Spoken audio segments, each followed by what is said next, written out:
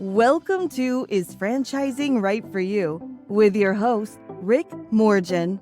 Through each episode, we'll demystify preconceived notions about franchising, both entrepreneurs franchising and those buying a franchise. You can find this show on all the major platforms, including YouTube, LinkedIn, Apple Podcasts, and Spotify. Now here's the host of Is Franchising Right for You? Rick Morgin.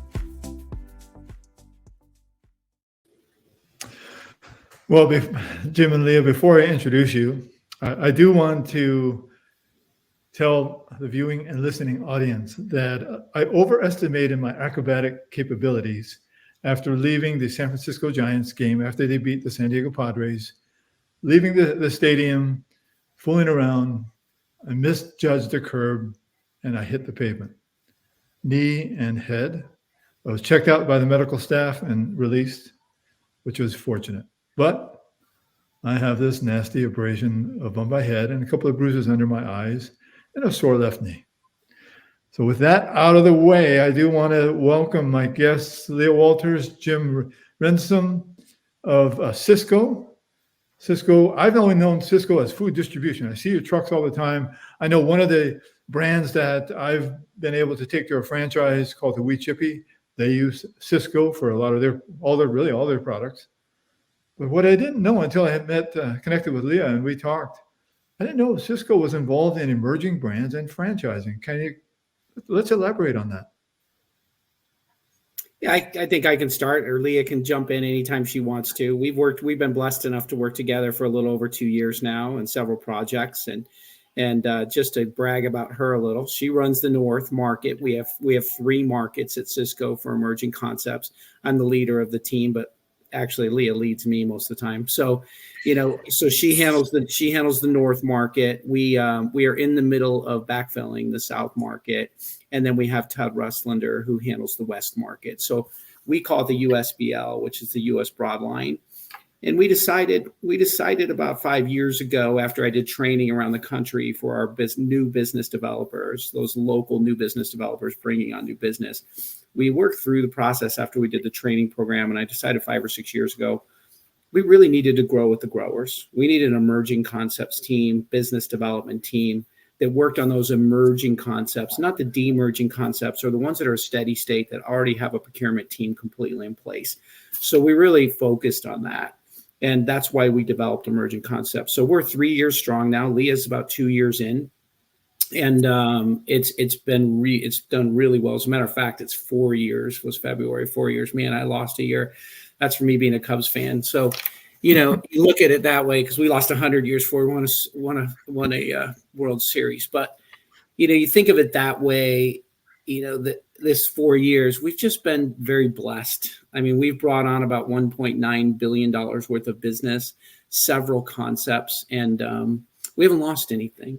And Leah's had a really good 18 months of bringing on over 26 concepts into emerging concepts. And they've all had some great growth because of some of the systems we put in place and partnered with them really well. But thank you, Rick, for having us. Yeah, you're welcome. So how describe the process? Because I think this is timely. With the franchise consulting company, we work with a lot of emerging hospitality, food, beverage, restaurant concepts. And this will be a great intro to Sysco for them to know that there is support and purchasing power that they could tap into. I think I'm heading in the right direction and kind of describing that. Yeah, and you are. I mean, what we look at is you think about a concept that maybe is buying $5 million, but they have some private equity money maybe behind them. Maybe they've got some really good liquidity that can help support their growth, and they've got a really strategic plan in place. So when you look at those opportunities, that's what we look at after we assess. Sometimes when you're $5 million to $10 million in spend with a distributor, you don't have a procurement department. You're not like a Chili's that might have 30 people sitting in procurement every single day. You're not like one of those concepts yet. So what we do in emerging concepts, Leah's got a great restaurant background. She's been with Sysco for 25 years. She started, I think, when she was 6 or 7, I always tell her. So you think of it that way. you work closely with them, and you kind of are the right arm of their procurement department, because you give them the solutions and how to put contracts in place, how to work with manufacturers directly, maybe work with a group purchasing organization like a Sodexo or like a Compass Food Buy, a Sodexo Integra or Compass Food Buy. And they're great partners of ours. They're one of our big three customers, those two. So there might be opportunities where you can put some procurement solutions together because they don't have a procurement department in place, and you can help them with their growth and scale. So when we put some systems in place to help. So as a franchise system grows and starts to place franchises in different parts of the country, whether it's coastal or Texas through the South, you can connect those local franchise owners with a Sysco location, a Sysco distributor. Yeah. I think it's a little different the way we look at it. We really drive through the C-suite or the headquarter office of the opportunity. So give you an example, Pancheros was developed in 1992. So, and during the pandemic, they closed 5 or 6 locations. And I talked to Rodney Anderson. He's a very good friend of mine. And he said, we could talk about these things on podcasts. So you look at it, they went through some pain during the pandemic because their distribution was fragmented. And what I mean by that is the franchisees were kind of making decisions on how to buy. So what we did is we put together a program for his business over 3 years ago. He drives it. He drives compliance that they buy from Sysco. That increases our inventory, increases our sales, which eventually will reduce his costs because he makes manufacturer agreements and negotiates some of his own contracts on his side, and we just adhere to those contracts. That's a couple of advantages of it. But the thing that works really well is the visibility for him. The visibility in seeing every single one of the locations, what's going on. He can work with the franchisees on how to take that inventory and make sure that it's steady state at each one of our locations and drive compliance. When he drives compliance, we're very centralized in how we service customers. We work with the franchisees only at a local level, but Lea and myself typically don't even ever we get introduced during the onboarding, our new customer onboarding process to the franchisees. But after that, we're working with the C-suite and we're making sure it's steady state, and they drive compliance to the franchisees. And that's been very successful for us. Okay, so it sounds like you're training the C-suite on compliance, and then the C-suite drives it down through their organization.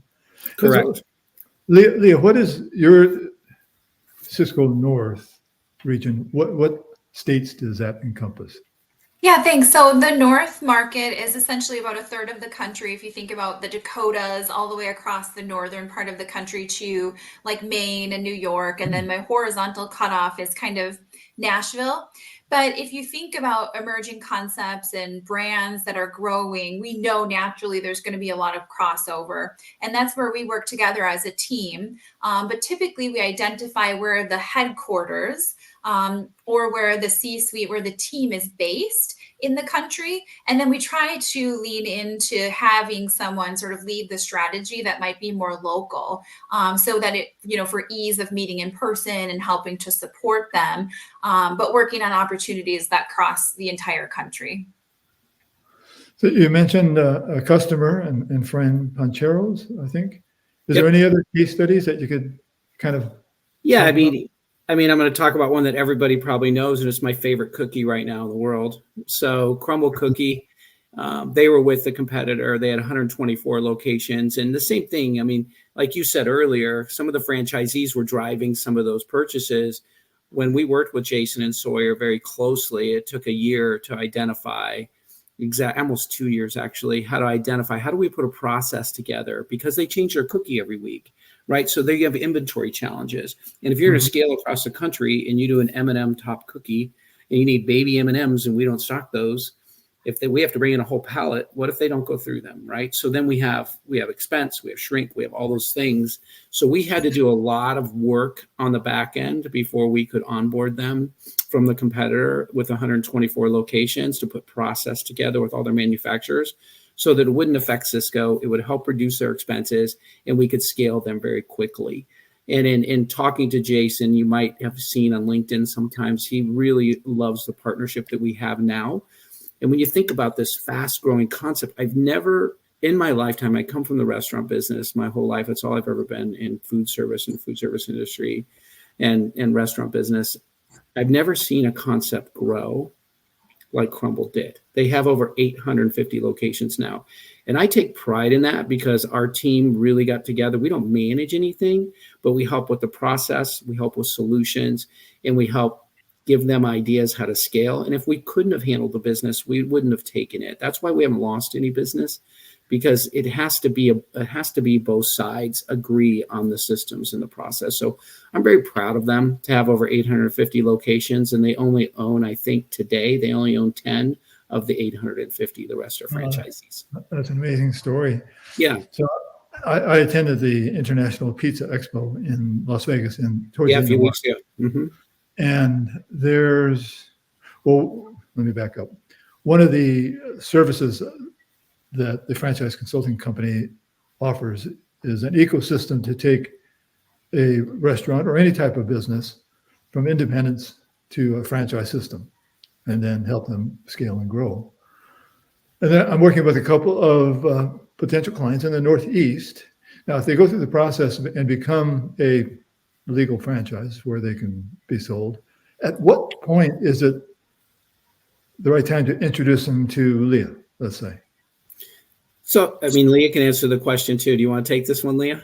Yeah, sure. I think that's a great question. And when Rick and I first met and we started talking about what we do, we realized immediately that there was synergy there, because that is really a critical time when people are thinking about franchising, or they're kind of a brand that's on the cusp of growth, is a great time to connect with myself or someone on the Sysco team, because putting some strategy behind that growth is really important, and to think about how your distributor partner can grow with you. Back to, Jim's point about the mini M&Ms, right? I think as they start to grow, we want to help guide them on where there are efficiencies to be had from a distribution standpoint, how many locations maybe we target opening in a specific geography, and how many proprietary or hard spec items like the must-have items they need for their brand integrity, right? And so Jim knows how passionate I am about growth strategy. And we found that working with customers where they're just selling single unit agreements across the country and they're not near each other, it presents a lot of challenges, both for the brand as well as distribution partners. And so we spend a lot of time on the strategy part often before they even get to the point where they have those discovery days and they're starting to sell those agreements. So when I'm taking this, it's never too early to introduce a potential Sysco client to you guys, right? It's never. Yeah, I'm sorry for interrupting you. I think when we go back to, is it 5 million? Do they have funding behind it? Are they really going to scale? I mean, when I was in the restaurant business, I was a young 23 years old when I owned my first restaurant, right? And if you would have come up to me and I had the attitude then that I do now, I'm a little bit older now. So when you look at it that way, I was the guy that would have looked at you and said, I'm going to have 100 restaurants in 4 years, right? So we have to make sure, we have to assess, do they have the infrastructure, the liquidity that we talked about? Do they have a tight concept? Is their house pretty tight right now, so that we can actually look at that and then we can scale them and know, do they have a pipeline? Do they have a development company? We want to look to see if they've got the resources available so that we can put our resources to it to help them grow. So we look at 5 million, 2 or 3, we call them regions, might be sites within Sysco, and what their growth plans are in the future. And sometimes, Rick, we take new pieces of business. Like I can talk about Big Chicken with Shaquille O'Neal. We helped them with some of the menu ideation in the very beginning. We helped support some of their products. The chef was very, very passionate about what he wanted to do. And when we looked at that concept, I think they had 4 locations when we started. I think there's 24 now. But we knew they had the liquidity, and we knew they needed the resources behind the national team that we're on to help support their growth. Because for us, for Sysco to continue to survive, we need to help these scaling concepts so we have long-term partnerships. That's why I call them emerging concepts versus demerging concepts. So do they need to have purchasing 5 million worth of goods now, or could it be projected? Could be Because- both ways. I mean, we like if it's a current opportunity that might be buying from another distributor. We like that $5 million to $10 million space, 10 million and up kind of, and they have a really good growth strategy behind it, like Leah said. We like that. I like new private equity companies that might go buy brands. Savory Fund. Andrew lets us talk a little bit about Savory Fund. They're a great customer of ours. They don't buy everything from Sysco because some of their concepts might not work for both of us. So it's not right for us to take that on and give them a bad service level potentially. But when we look at it, sometimes we look at private equity, and then sometimes we look at, like I just mentioned, Big Chicken. That was a new concept before it was even started, and we were engaged. But because we knew what the next 5 years would look like, because they gave us the plan. And when we're honest and transparent with each other about that and how we can be successful, we're finding a lot of success in what we're doing in emerging concepts and how we manage that business and help scale it. Did you guys go to the IFA when it was in San Diego a couple of years ago, and where Shaquille O'Neal was a keynote speaker? No, I didn't. No, but I saw him in Vegas. I saw him in Vegas a few months ago for their strategy, and he snuck up behind me and grabbed my head like a basketball. And actually, I felt him stretch my neck out. But he is. I would say, I know we're on a podcast, but I'm still going to use the word. I would say he's one of the nicest clowns I've ever met in my life. He's such a great guy, but he does some really funny things. Yeah, that's exactly what I've heard. Yeah, he's a great guy. Yeah, just so genuine. One of the assets that we own to help mature and emerging brands is the only American-based franchise trade show circuit called the Great American Franchise Expo. And in September, we're going to be in Chicago. And that could be close to you, Leah. Maybe we can extend invitations. But we're going to be in multiple cities over the next several months. In fact, I'll be in Cincinnati this coming weekend to work it. And that could be a good opportunity to network, talk to some of the emerging brands concepts. There's plenty of food and beverage there. In fact, we'll be also in New Jersey, New York, New Jersey in September too. Right. And closer to you, Jim, would be the Dallas markets in October. Yeah. I work nationally, so it's just a flight. And by the way, I like Chicago in September. So, that's the best time because all the colors change. So it's just beautiful there. So I think I would enjoy that. Oh yeah, absolutely. Riding a bike to Lake Shore. Are you guys going to the? Go ahead, Lee. I was just going to say that's the time of year when we're looking to go to Arizona, and Jim's looking to come up here because the weather's starting to change. Oh, that's right. I grew up in the Southern California desert, Coachella. Oh yeah, very familiar. So I lived there throughout my high school years, and my parents lived there, and my mother lived there up until a couple of years ago. But some of the best times to go down to the desert, and probably including Arizona, is that mid to late fall and the spring, or late winter, spring. March, all those desert wildflowers bloom, and it's just a beautiful, perfect weather. It's peaking right now. You're exactly right. And I grew up here in the restaurant industry. My mom was a general manager of a place called the Safari Hotel on Scottsdale Road in Camelback. It was a luxury hotel many years ago. Not trying to age myself, but she put me in the kitchen when I was 15 and I never looked back. 1991, and then I got my culinary degree at Scottsdale Culinary Arts and kept moving forward. But in 1991, I moved to Iowa for a month and stayed 19 years opening restaurants and came back. So I got, Leah has that taste in the Midwest, being in just right around Madison, Wisconsin. And it was hard for me to leave even after 19 years because I loved Iowa City. Now it's good timing because I also really am a fan of women's NCAA basketball. Oh, that was incredible. For the final game, that was incredible.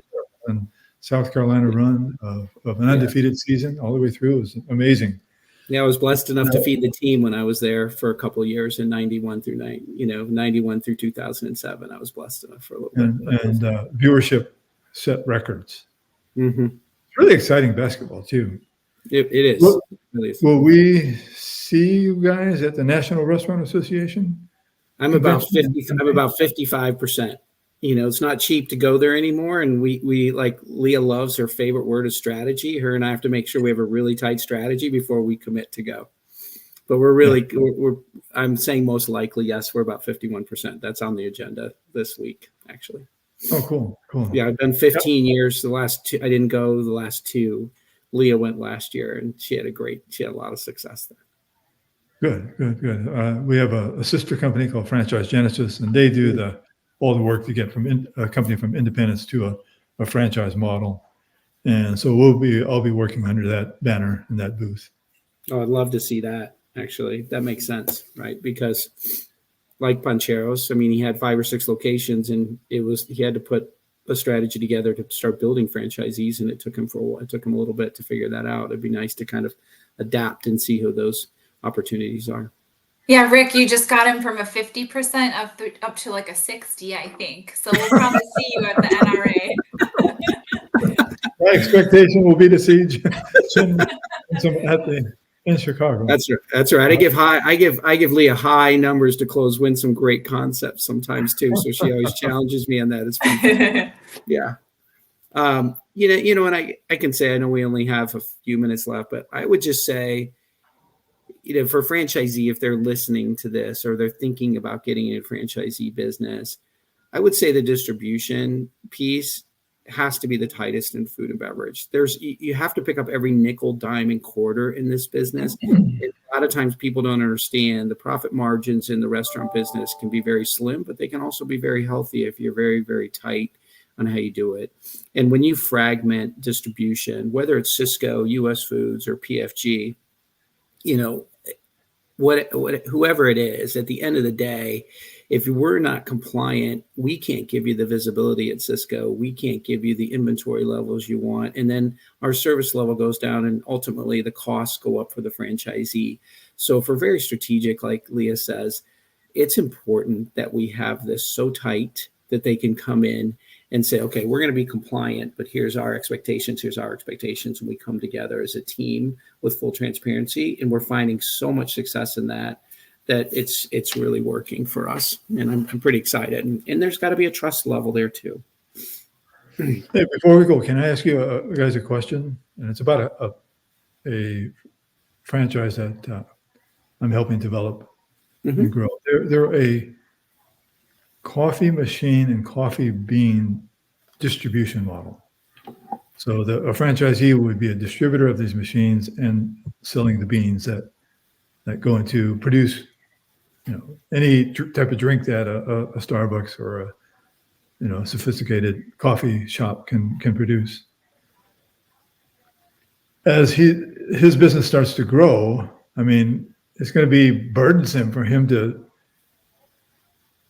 ship machines and beans, by himself. Is that something that Sysco could look at? I can kind of bring up Lavat's, if you've heard of Lavat's coffee. Okay. It's my favorite. And we do some distribution around the country for them. And especially for some of our larger boutique hotels and some of that B&I. So we do partner with roasters sometimes, but that would be the sourcing and the purchasing department at Sysco. They would work with that, and we could potentially get them in front of a sourcing lead to see if they can make a pitch, because we do a lot of that, and we believe in bringing in. I mean, I know somebody who makes the best French fry in the world. This guy had a food truck, and he was making French fries, and his French fries were so good. Unfortunately, he didn't know how to handle his money when he was that young at that time. And he had to sell the food truck. But I said, you're the best French fries. So he started in a 600 square foot building and started freezing them and then bringing them to Chris Bianco, all these high-end restaurants around Arizona. And I was eating this French fries and finding out that he was now in his self-distribution. And I said, I think I can find you some customers. We can get them in a 10 or 20 pound box. And now he's in 16 of our sites. One thing I am passionate about at Sysco, I never bought from Sysco in the past because I didn't understand it. And I just thought it was hotels and they didn't care about my business. But one thing I love about what we do, we help people stand up we really help people stand up their products. And this Freet Streets was one of those that I'm really proud of. And we're also working with a couple other people I can't talk about. Lee and I've been to New York a few times, and we're talking about distributing artisan pizzas. So, and when you think about that, and if they can produce enough, he could be doing big numbers because we have 74 operating companies and start selling those products out of our warehouses. We do a lot of that, and we call it cutting edge solutions. So if anybody wanted to Google cutting edge solutions by Sysco, most of those products are small companies that came up with a great recipe, a great idea for their products, and we took them on and we helped them scale that product around the country. And Cutting Edge Solutions is our brand, but they're manufactured by those folks, and we've really stepped that up the last 9. How long has it been in process, Leah? 9 years, maybe 10 years. Cutting Edge. I think close to 10. Yeah. Yeah, and all of these products are something that's new, original, and kind of like the Fruit Streets example I just brought up. Yep. Oh, wow. Yeah. Well, I think this podcast is going to be a tremendous educational tool for emerging brands, emerging concepts, even more than the franchisors that we represent that are new to the game. Yep. And I want to thank you guys very much. Thank you, Leah, and thank you, Jim, for your time. I know your time is very precious, but I think this is well worth it. And anything else you guys want to say? I'll let you close the episode.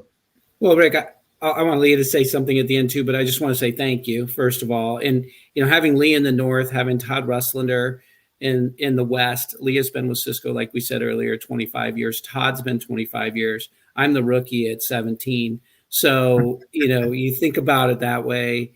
We've got a really good team in the Emerging Concepts team. And even if it doesn't work out, we're here. So you can always reach out to one of us. If anybody on the podcast has a question, you can find us on LinkedIn. You can also find my cell number. You can also find my email. It's pretty easy. It's our first name dot last name at Sysco.com. Not Cisco with a C. That's technology. Sysco with an S. Yes. Right. Yeah, we're here, and I like meeting these emerging concepts. And a lot of times it might not fit, but we're very good about giving them some ideas about strategy, how they can scale their business too, and help support them too. Was a couple conversations. So Leah, you want to close with it? Yes, thank you. So Rick, thank you so much for this opportunity. And I hope that some of the listeners find value in the content today. And as Jim mentioned, I've been with Sysco for a little over 25 years, but this is for sure the most exciting position that I've had in that 25 years. And just the opportunity to bring solutions to emerging brands is just really fun and rewarding. And we're looking forward to continuing the momentum forward with our Emerging Concepts team. Great. Thank you. Thank you, Leah. Thank you, Jim. Thank you. You've been tuning into Is Franchising Right for You? With your host, Rick Morgin. You can find more episodes on all the major platforms, including YouTube, LinkedIn, Apple Podcasts, and Spotify. Thank you for your positive reviews, comments, questions, and for sharing this show with others.